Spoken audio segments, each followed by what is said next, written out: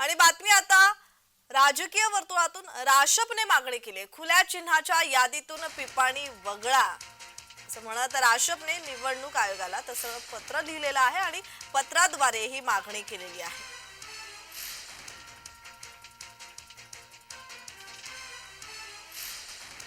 तर या संदर्भात अधिकची माहिती देत आहेत आमचे प्रतिनिधी अजिंक्य धायगुडे। अजिंक्य, आता राशपने ही निवडणूक आयोगाकडे मागणी केली आहे खुल्या चिन्हाच्या यादीतून पिपाणी वगळा, तर यामागचं काय कारण असू शकतं?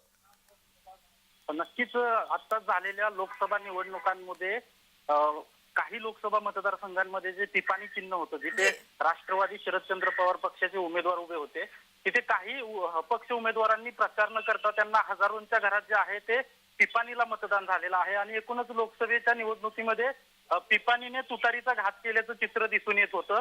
त्यामुळे या आगामी विधानसभा निवडणुकांमध्ये असा प्रकार घडू नये, त्यामुळे शरद पवार गट जो आहे तो सावध झालेला आहे आणि त्यांनी निवडणूक आयोगाला पत्र दिलेलं आहे की येणाऱ्या विधानसभा निवडणुकांमध्ये पिपाणी चिन्ह जे आहे ते खुल्या चिन्हांच्या यादीतून वगळा अशी विनंती त्या पत्राद्वारे केलेली आहे। आता निवडणूक आयोग काय भूमिका यावर घेतोय, चिन्ह वगळतायत की नाही हे पाहणं महत्वाचं असणार आहे। धन्यवाद अजिंक्य, तुम्ही दिलेल्या माहितीसाठी।